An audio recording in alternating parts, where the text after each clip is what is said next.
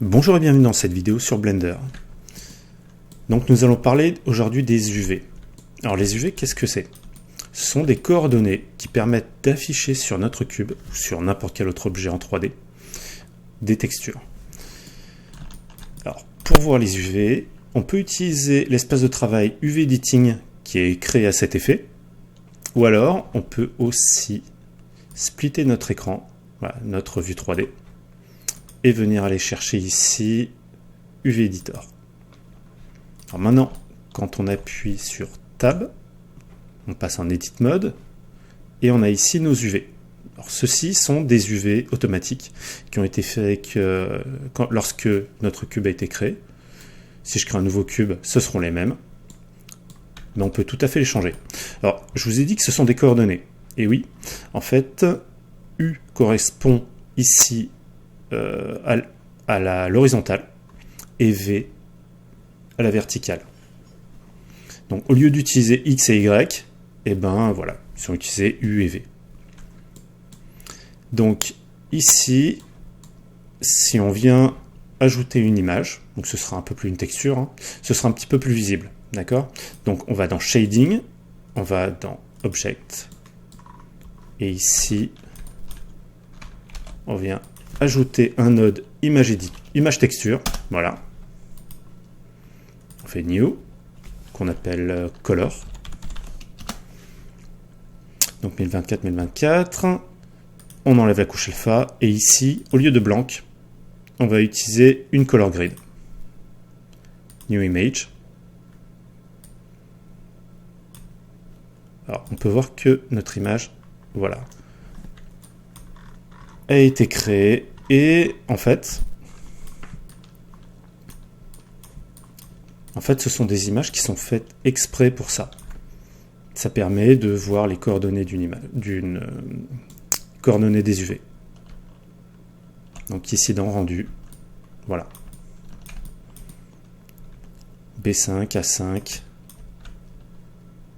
Maintenant, si on revient dans Layout, je garde mes UV comme ils sont faits. Voilà. Alors, vous pouvez modifier la visualisation de vos UV. Vous pouvez aller ici et UV Stretch avec une opacité, voilà, réduite, ce qui permet de mieux voir les UV tout en continuant à voir ce qu'il y a derrière. Alors par exemple, ici E2, alors on va voir un peu à quoi ça correspond. E2 ici, si je les modifie, vous voyez.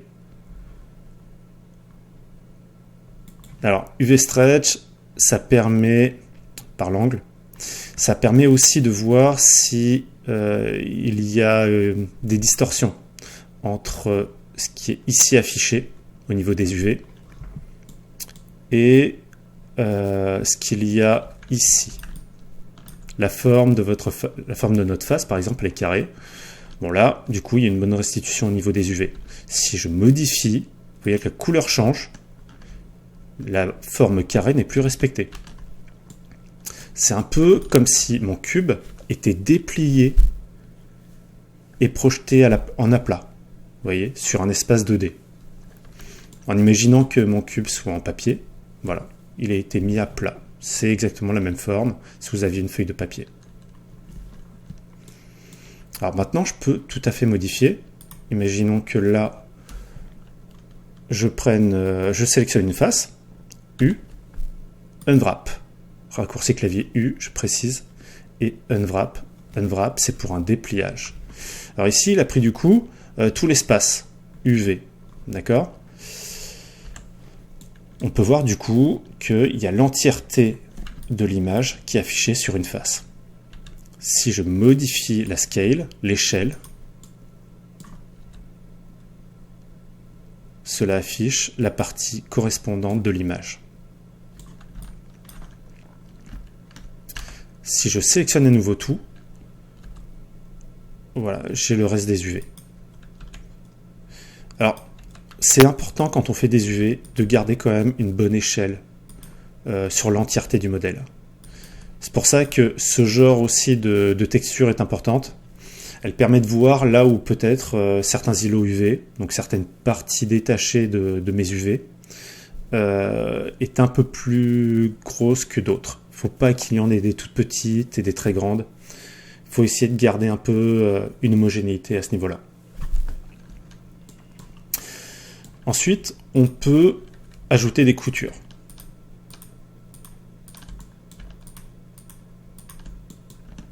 CTRL E, marque sim. Vous voyez, les edges, en fait, pour ça, on prend Edge Mode et on vient sélectionner les edges que l'on veut pour faire des coutures. Lorsque c'est sélectionné, CTRL E, marque sim. Voilà. On sélectionne tout, U, Unwrap. Et maintenant, alors là, j'appuie sur ça, CTRL L, ça me permet de sélectionner l'ensemble d'un îlot. Hop, je réduis l'échelle. J'ai mes deux îlots UV. Alors ce bouton est important parce qu'il permet au niveau de la sélection, par exemple, voilà, là je détache une face. Et là, imaginons que je fasse la sélection ici face. Vous voyez, elle reste attachée. Si ici je sélectionne, ça sélectionne un îlot UV.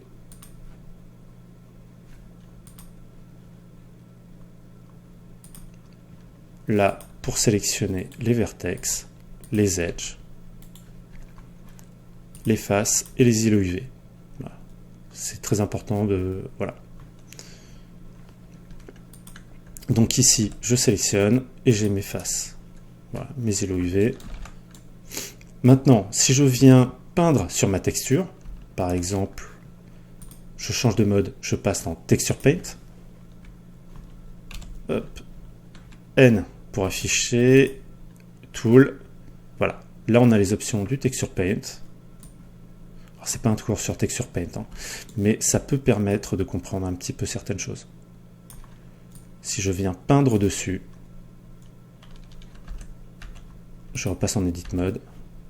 Voilà, on voit que ça a bien peint sur la texture, sur l'UV correspondant.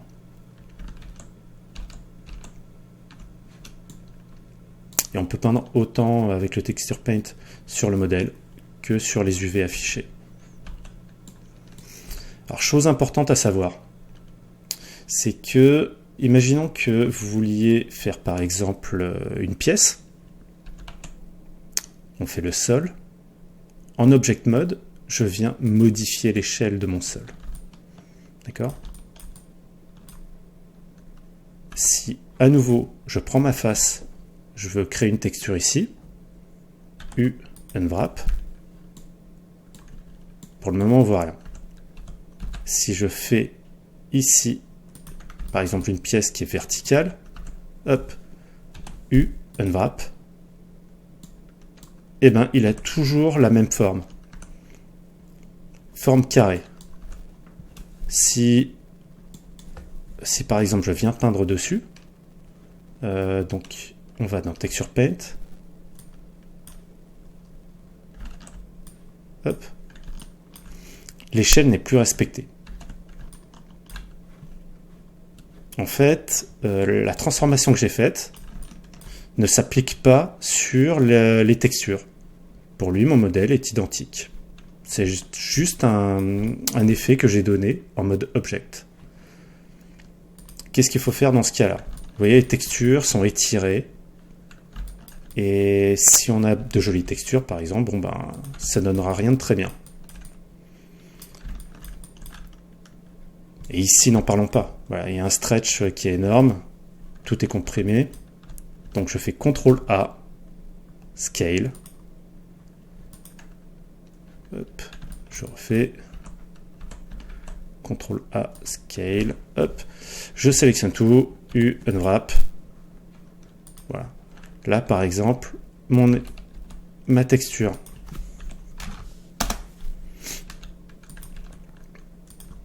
a le bon ratio, la bonne échelle. On voit qu'il n'y a plus d'étirement. D'accord? Maintenant, si j'applique une texture dessus, je sais qu'elle s'affichera bien.